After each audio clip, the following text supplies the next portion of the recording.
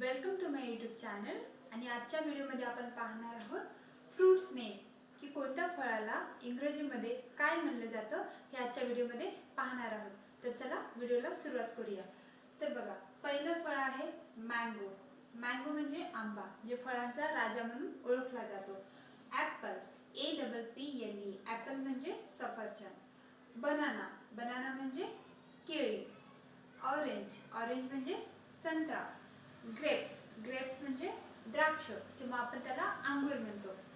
Pineapple, pineapple म्हणजे अननस। सातवा आहे पपया, त्याला म्हणतो आपण पपई। गावा, गावा म्हणजे पेरू। वॉटरमेलन म्हणजे टरबूज आणि मस्कमेलन म्हणजे खरबूज।